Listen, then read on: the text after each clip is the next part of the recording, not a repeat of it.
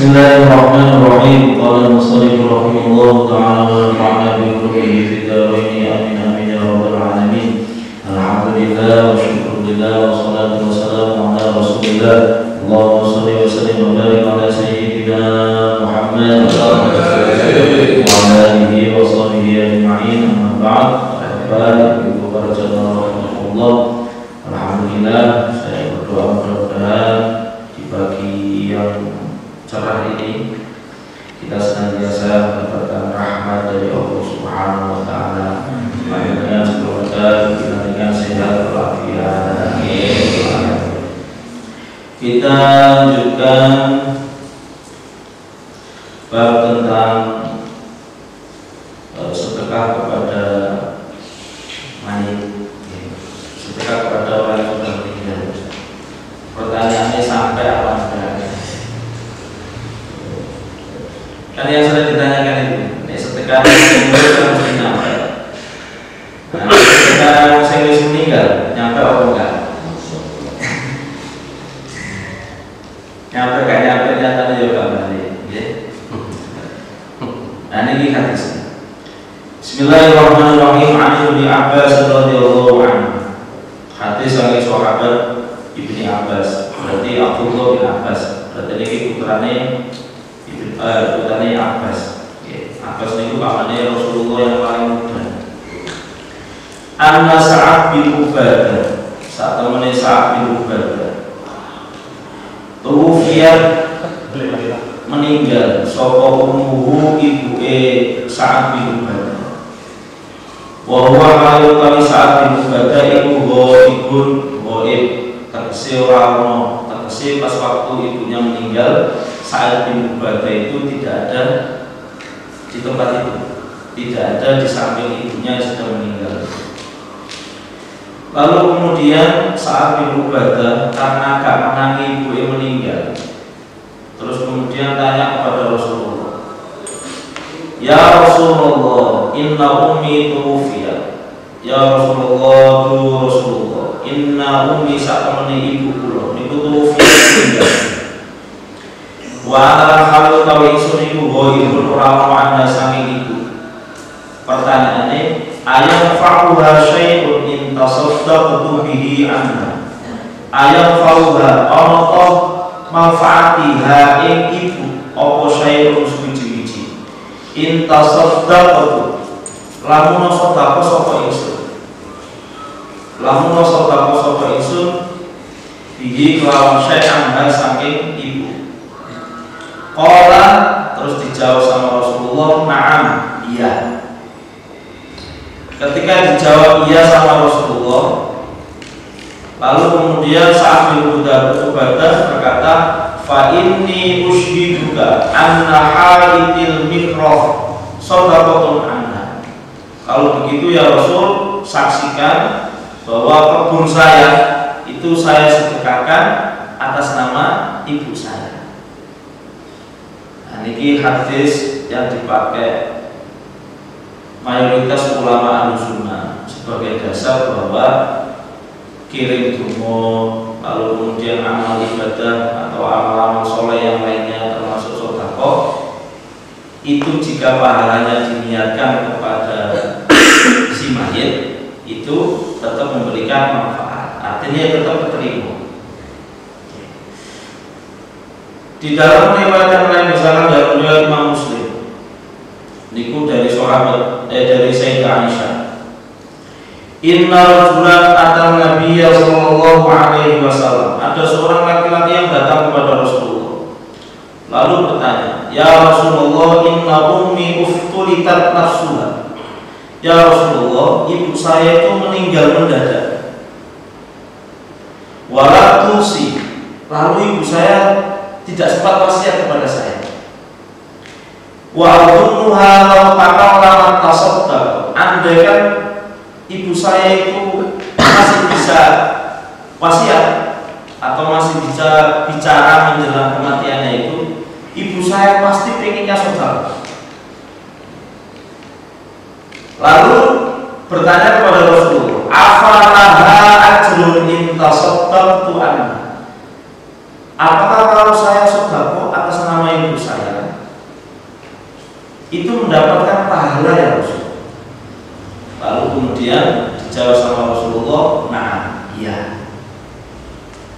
hadis-hadis ini menjadi landasan hukum bagi mayoritas ulama Ahlussunnah, khususnya di kalangan NU. Nah, ini yang dipakai oleh mayoritas ulama. Jadi sampai sudah atas nama ibu atau bapak atau nenek atau siapa saja yang sudah meninggal, itu tetap sampai. Sebab logika sederhana seperti ini. Kita ini masih di alam yang kedua. Alam yang berikutnya itu namanya alam barzakh. Kuburan itu alam barzakh. Barzakh itu artinya penantian. Penantian menjelang kiamat. Sebab kalau sudah kiamat berarti alam akhirat sudah dibuka. Jenengi menunggu, Pak. Jenengi menanti, Pak. Berarti kan masih banyak hal kemungkinan itu. Karena itu banyak riwayat hadis itu yang menceritakan adanya azab kubur, adanya nikmat kubur, adanya kiriman-kiriman doa orang-orang yang beriman, khususnya kaum muslimin yang dikirim kepada kubur yang kaum muslimin muslimat, mukminin mukminat. Ini pas wae itu Kamis malam Jumat ngono kok. Terus rowoan, terus mari ngono ada keluarga itu yang mendapat kiriman dari keluarganya. Nah, itu berarti menandakan ketika di alam barzakh itu jenenge alam penantian. Masih banyak kemungkinan. Yo kadang yo ono sing disiksa, yo ono sing mendapatkan nikmat. Orang yang mendapatkan nikmat di kuburan itu serasa seperti pengantin baru. Itu riwayatnya kalau Syekh seperti pengantin baru. Yo enak toh. Betul moro-moro kiamat. Lho wis kiamat rek. Lah sing disiksa yo arep-arep dandang kiamat, kok pancen kena siksa terus. Karena itu kenapa ada waladun sholihun yad'ulah. Anak yang soleh yang mendoakan orang tuanya. Itu sebab dibutuhkan ketika orang tua itu sudah meninggal, diharapkan anak itu masih tetap berdoa, kirim doa atau kirim amal ibadah yang pahalanya itu diberikan kepada bapak ibunya yang sudah meninggal. Ibadah itu memang tidak di samping ibunya. Di sini dijelaskan bahwa ibu anha ay ma'an nabi fi ghazwah. Dia itu tidak di samping ibunya karena saat itu bersama dengan Nabi ikut perang. Wa kanat aslamat wa bay'at kama inda Isa. Lalu memang ibunya itu sudah masuk Islam, dia sudah bayat sebagaimana Sa'ad bin Ubadah, sebagaimana anaknya. Yang dimaksud dengan ayat fauha, apakah itu memberikan manfaat atau tidak kepada si mayit? Itu maksudnya adalah ayat indallah. Kemanfaatan yang menurut Allah itu memang sangat dibutuhkan bagi si mayit yang masih berada di alam barzakh, roh yang masih berada di alam barzakh. Jadi kalau ada pendapat di luar yang mengatakan bahwa kirim tungo, sedekah pahala dan sebagainya itu tidak nyampe kepada si mayit atau ahli kubur, yura pokok. Kong tidak dewi wae, kong mati dhisik, kalau sekiranya gak nyampe ya kong murid mana kong ngambil, baik gak nyampe. Apa kan? Sekarang kita bahas tentang beberapa pendapatnya para ulama. Satu, kenapa mayoritas ulama Ahlussunnah itu mengatakan apa saja yang kita kirim pahala kepada roh yang di alam barzakh, ahli kubur itu kok nyampe? Sebab di dalam Al-Quran, misalkan di dalam surat Al-Hasyr itu ada satu doa yang menunjukkan bahwa doa itu diperuntukkan untuk orang-orang yang sudah meninggal. Dan doa itu sangat masyhur, mungkin jenengan juga sudah sering baca itu. Rabbana ighfir lana wa li ikhwaninal ladzina sabaquna bil iman. Ya Allah, ampuni saya. Lalu ampuni juga saudara-saudara saya yang sudah mendahului. Berarti kan sudah meninggal, Pak. Yang sudah mendahului berarti kan yang sudah mati. Didoakan juga tetap dimohon ampunkan dosa-dosanya. Itu ada dalam surat Al-Hasyr. Dan doa itu sangat masyhur. Doanya itu kan Sebetulnya itu doanya kaum Muhajirin dulu ketika di Madinah ini. Doanya itu Rabbana fir lana wa li ikhwanina sabaquna bil iman. Itu satu. Yang kedua, menurut ulama-ulama yang mayoritas pendapatnya itu ekstrim, itu justru malah membolehkan kirim dungo itu yoga bid'ah, lalu kirim doa itu juga sampai. Itu menurut ulama-ulama yang kita anggap sampai sekarang itu pendapat-pendapatnya itu ekstrim. Bukan yang pendapat lunak, itu ulama-ulama yang ekstrim. Misalkan ada pendapatnya Ibnu Taimiyah, kata beliau, as-sahihu innal mayyita yantafi'u bi jami'il ibadati al-badaniyah. Pendapat yang paling sahih adalah sesungguhnya mayit itu tetap mendapatkan manfaat berkat ibadah-ibadah badaniyah yang sifatnya fisik. Contoh misalkan minas sholat itu kan fisik, Pak. Pasaum, puasa, lalu wal qiraah, bacaan Quran. Karena yang tafiubil itu memberikan manfaat ibadah-ibadah yang sifatnya maliyah, yaitu sifatnya harta. Misalkan orang itu sedekah, minas shadaqah, wa nahwiha dan semisalnya itu. Bittifaqil a'immah, dan itu menjadi kesepakatan para imam. Itu tadi pendapatnya siapa, Pak? Pendapatnya Ibnu Taimiyah. Lalu di akhir beliau mengatakan kama laudu iyalam wastufirolam, sebagaimana juga sampai jika si mayit itu didoakan, du'iyah itu didoakan, wastufirolam, lalu juga dimintakan ampun. Jadi sampean maca dongakno terus maca istighfar barang, doakan orang yang sudah meninggal agar dosa-dosanya diampuni, itu beliau nyampe.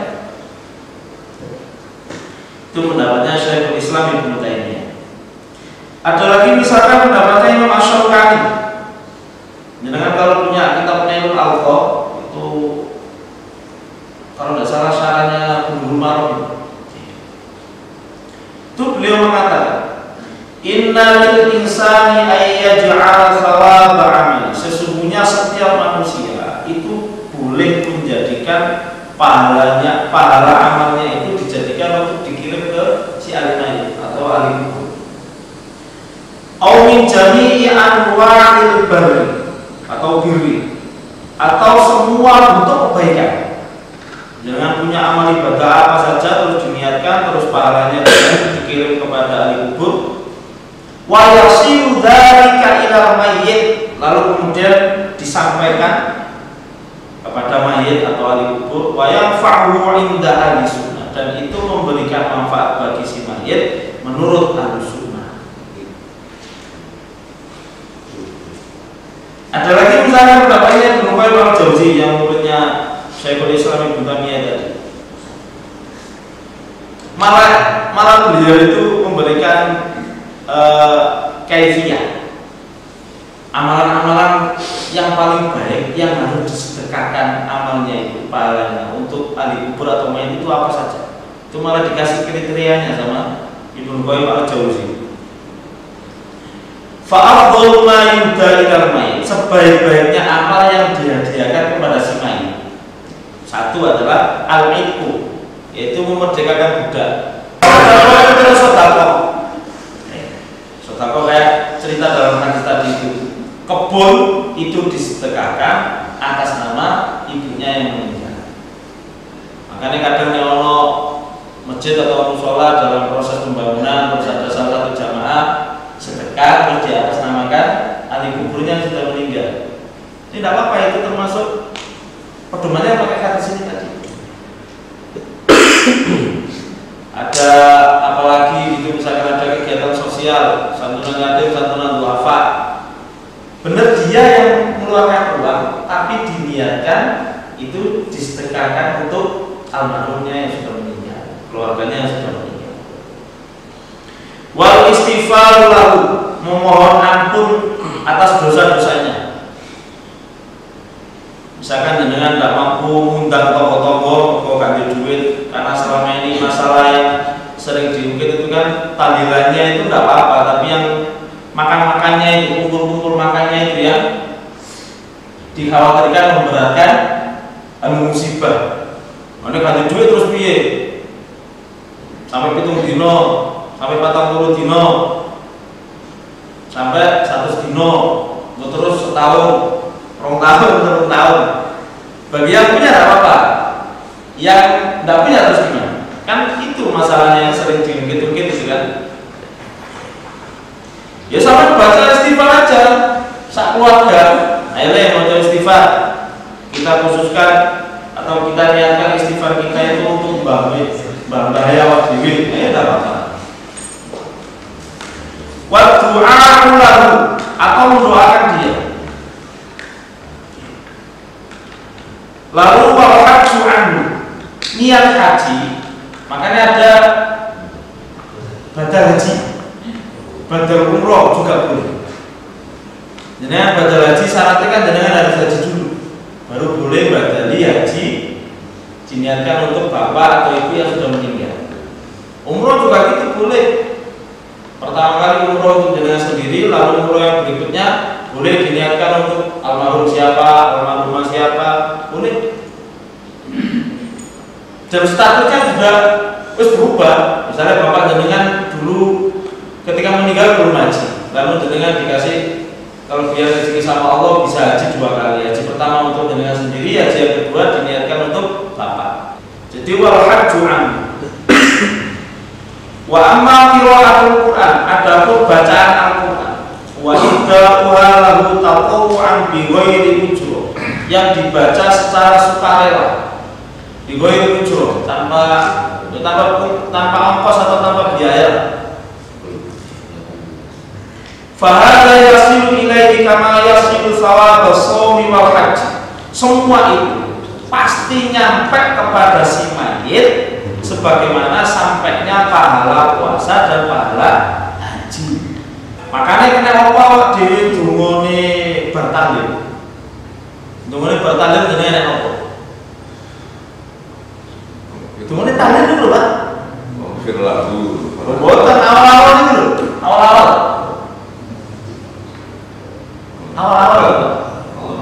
Nah, itu Allahumma taqabbal wa awsil sawaba ma qara'na minal Qur'an. Ya Allah panjenengan terami. Terus paling ngono ya Allah jenengan sampaikan.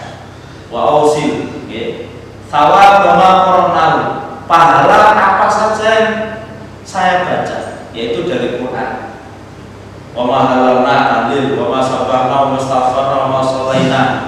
Pertama kita tujukan kepada siapa itu?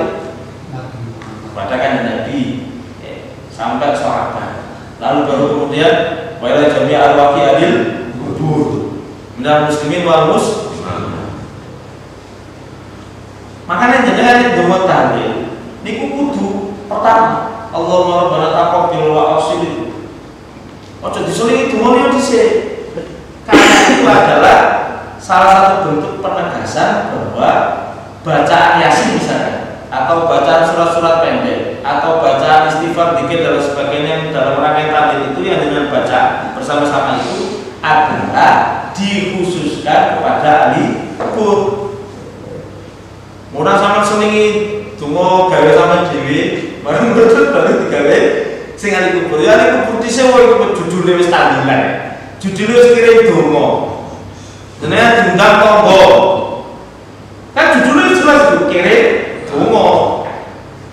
Karena sing dikirimi iku wis mati, berarti donga sing pertama kudu nyampe dhisik sing digawe sing mati iki, baru khusus digawe sing urip. Makanya wis marek sampai selesai doa tahlil itu baru hidup kan. Misalkan kita mohon doa biar hidup kita itu akhirnya husnul khotimah. Itu berarti kan untuk kita. Nah, sewis meninggal kan sudah kelewat itu.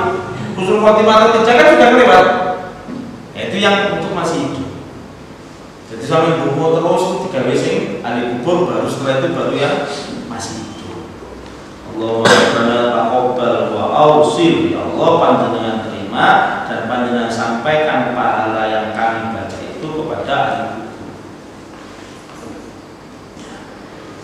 Apa sampai pitung dino iki karo dasare? Yo dasare.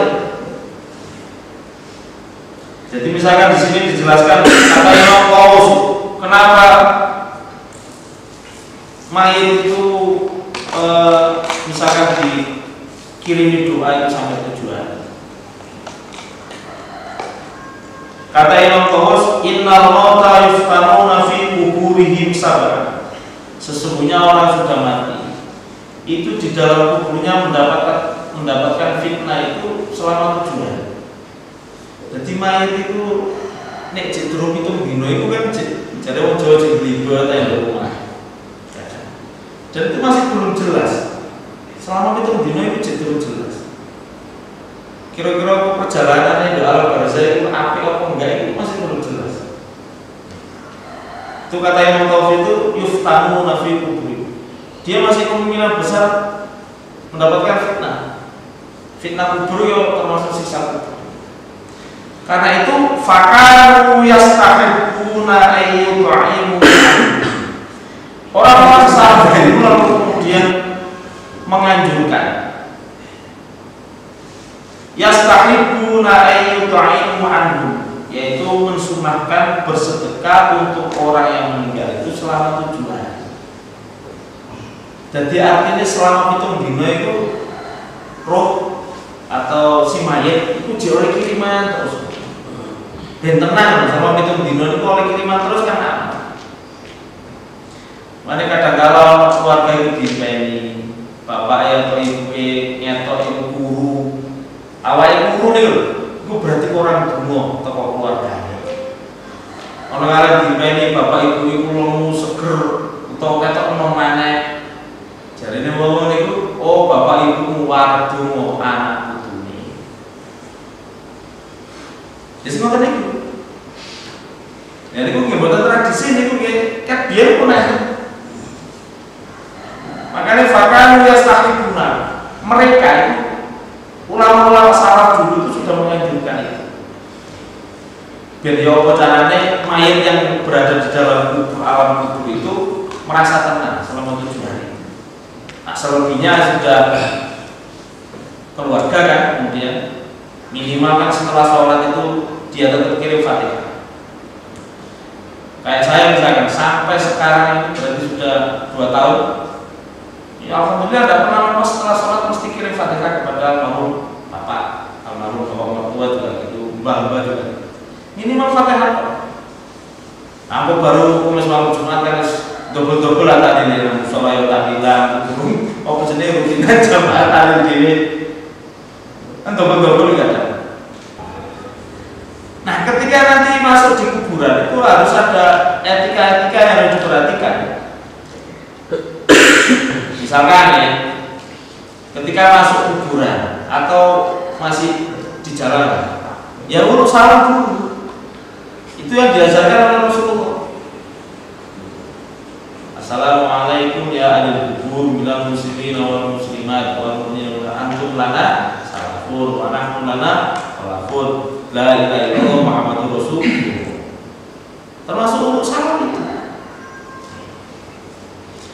Ketika nanti sudah masuk, misalkan jenengan ke kuburannya siapa, ke kuburan keluarganya jenengan, itu di sini dijelaskan misalkan ada hadis marfu dari sahabat Abu Hurairah.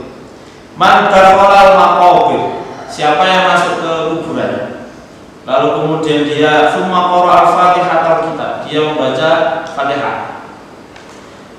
Summa qara qul huwallahu ahad, dia baca surat Al-Ikhlas. Wa alhaakumut takatsur, dia baca surat Alhaakumut takatsur.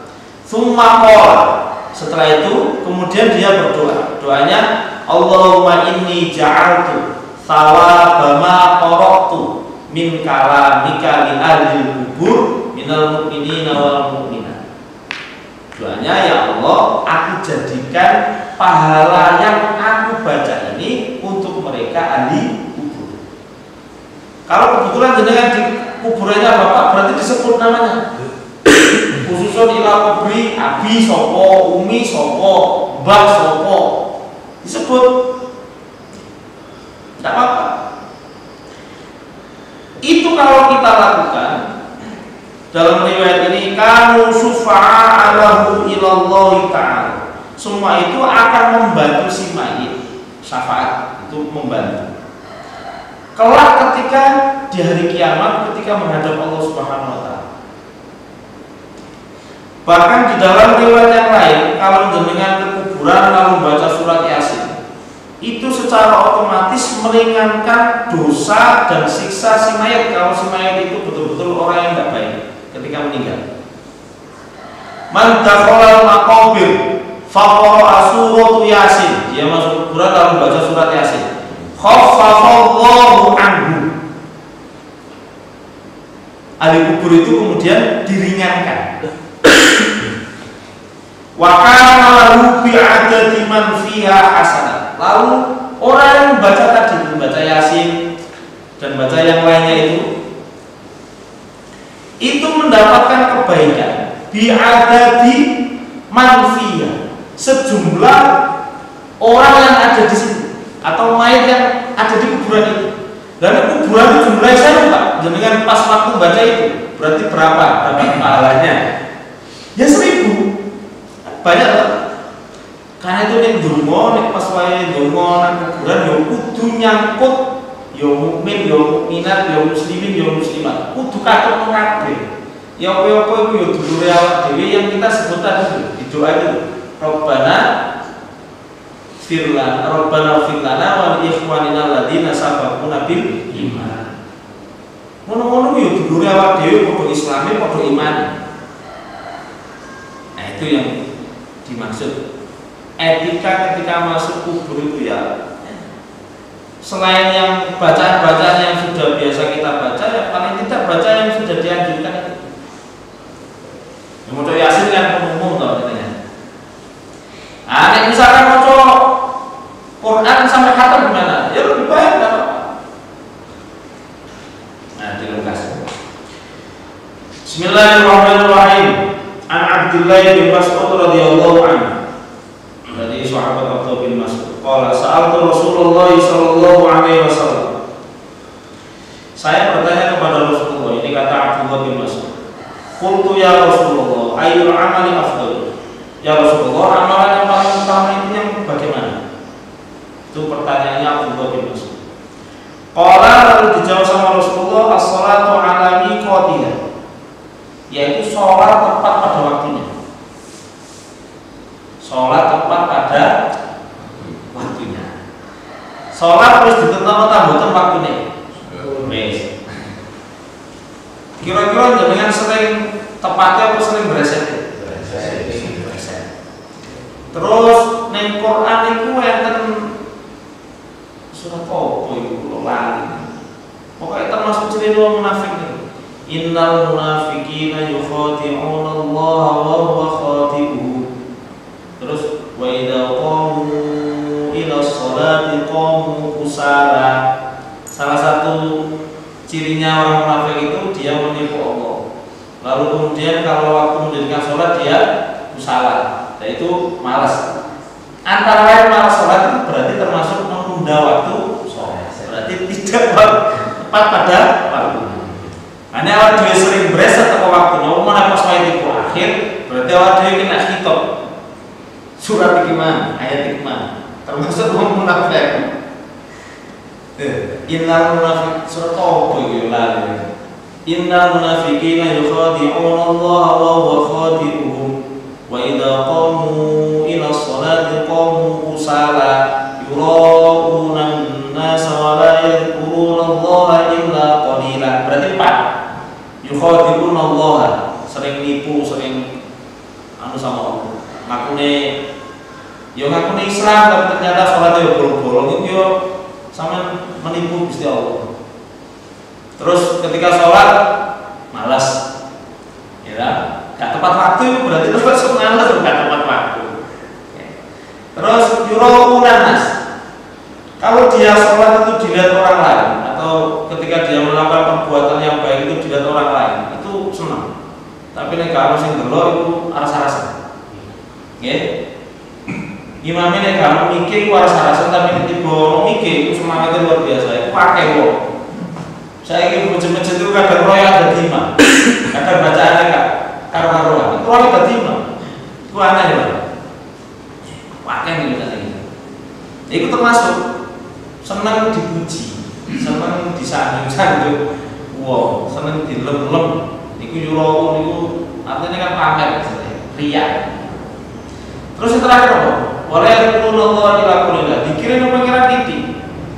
Jadi lambene ini jarang dikir tapi sering ngilang ngomong, sering ngomong kotor, sering ngerasani. Pokoknya lambene sering kayak kotor lah daripada dikir. Dikir titik tapi ngomongnya sing akeh. Dikir titik tapi sambatnya sing akeh. Itu termasuk.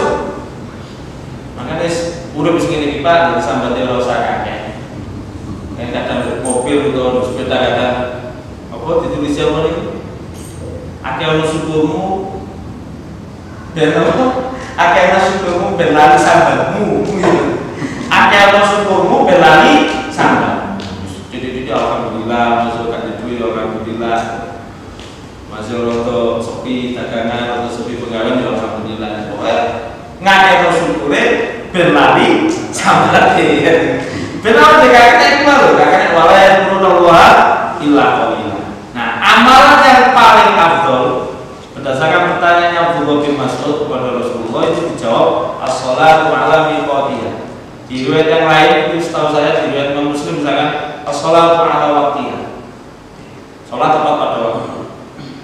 Lalu beliau bertanya kembali, "Summa ayyu ya Rasulullah?" Kemudian apa lagi? Qala birrul walidain, yaitu berbakti kepada kedua orang tua. Ya. Wong tua niku malati, dadi anak aja sampai wani-wani karo wong tua. Iling-iling saestu. Ngiling-iling awak kula dhewe, ngiling-iling jenengan sing cek dhewe wong tua. Utawa wong tua wis meninggal aja sampai lali gak dengar. Itu bagian dari birrul walidain. Sebabnya birrul walidain itu sebanding dengan musyrik kepada Allah. Efeknya. Makanya Al-Quran itu kan dijajar. Misalkan ayat wa'budullaha wa la tusyriku bihi syai'an. Kalian menyembah kepada Allah dan jangan musyrik kepada Allah. Lalu kemudian wa bil walidaini ihsan. Musyrik niku dosane paling gede. Birrul walidain bandingannya ini itu ganjaran gede. Karena itu nek suhtul walidain durhaka kepada kedua orang tua niku dosa paling gede. Mergo birrul walidain niku pahalane gede. Dadi nek pas wae durhaka yo dosane paling gede. Karena niku termasuk afdhol amal birrul walidain. Utawa ngeten saged dipahami, misalkan kaya dhewe sing merantau, kula merantau, kan jarang ketemu kali ibu. Bener jenengan mboten nate ngilokno utawa gak tau nglarani atine. Wong ora tau ketemu kan, tapi gak tau kirim duit, itu yang padha wae nglarani atine. Bener gak? Ayo coba dipikir. Kula misalkan nek koyo ibu ning Lamongan. Kalau jarang ketemu ibu, otomatis interaksi ini kan jarang. Otomatis aku yo jarang melarang ketemu ibu, ngaku ora tau ngobrol karo ibu, gak tau interaksi to. Tapi nek aku ora tau ngirim duit, iki padha wae aku yo melarang ketemu ibu. Iya bener kan? Nek Quran kan cuma ufin Pak, terus walatan rumah. Gak nyentak, bener gak nyentak, gak nyaduli barang. Tapi gak tau kirim duit sampai wong tuwa gak iso mangan. Iku tambah dosa padha wae. Paham ya? Jadi ojo sampe dipikiran. Paling yo aman ibuku iki aku yo ora tau ngelarani atine kok. Aku ora tau ngomong. Tapi sampe ora tau kirim duit ora tau sambang iku yo padha wae. Yang ngelarani atine. Sampe ngerti sama biyen yang dikutuk dadi batu niku Pak. Mari ngundang. Juga kok ora tau sambang wong tuwane. Orang sambang wong tuane jebule terus gak gelem ngakoni wong tuane. Wis gak tau sambang, gak tau ngirim duit, tiba-tiba mulai sugih terus gak gelem ngakoni ibuke. Ya bener dadi watu. Apa awak dhewe pengen dadi watu karo kundang. Kata kirim duit, kata sabar. Jadi di luar itu. Terus terakhir nih, summa ayya Rasulullah, kemudian apalagi ya Rasul? Dijawab oleh Nabi, qala al jihadu fi sabilillah, jihad di jalan Allah. Terus fasakatu an Rasulillah. Setelah saya bertanya 3 kali kepada Rasulullah. Tadi kan sudah dijawab 3 kali. Apa sholat tepat waktu, terus birrul walidain, terus jihad fi sabilillah. Lalu saya diam. Fasakata Rasulullah sallallahu alaihi wasallam. Saya diam. Walau istazadtu lazada. Andaikan saya menambah pertanyaan lagi, pasti nanti dijawab sama Rasulullah. Berhubung sapa Abdul bin Mas'ud pun sungkan karena Nabi mungkin takon yang perlu dijawab terus akhirnya menengahi. Tapi dia menyangka andaikan kok aku nambahin pertanyaan mana, yo pasti dijawab karo Nabi. Nah, riwayat yang afdalul amal itu gak iki tok. Jadi kalau nanti koreksi di beberapa riwayat itu macam-macam Pak. Misalkan ada orang Arab Badui itu tanya, ya Rasulullah mana yang paling baik itu apa? Dijawab karena Nabi jangan bertengkar. Sebab orang Badui itu suka bertengkar. Senangannya tukaran, makanya dijawab karena Nabi jangan bertengkar. Sesuai keadaan. Nah, itu kalau tidak salah ada 5 riwayat yang jawabannya Rasulullah itu beda-beda. Padahal pertanyaannya sama. Rasulullah jawab itu delok sapa sing takon. Sing takon sok kabar, takon sing takon Badui, sing takon apa wong wedok, iki beda-beda. Padahal pertanyaannya sama. Amalan apa kanjeng Nabi sing paling utama? Dijawab karo kanjeng Nabi siji-siji. Ono mana sing takon amalan apa kanjeng Nabi sing paling utama? Oke. Niku wong lanang sing takon. Loro-loro teko ning kanjeng Nabi takon amalan apa kanjeng Nabi sing paling utama. Dijawab kanjeng Nabi apa? Api ono keluarga. Mergo wong iku panjenengan terkenal ora tau ngapiki keluargane. Karo bojone semena-mena, karo anake yo semena-mena. Macam-macam. Jadi kan cek lagi, riwayat banyak sekali. Pun tidak ada pertanyaan?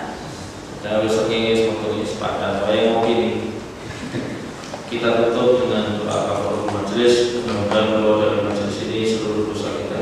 Bismillahirrahmanirrahim. Subhanallahumma wa bihamdika asyhadu an la ilaha illa anta astaghfiruka wa atubu ilaik. Subhanallahumma wa bihamdika asyhadu an la ilaha illa anta astaghfiruka wa atubu ilaik. Subhanallahumma wa bihamdika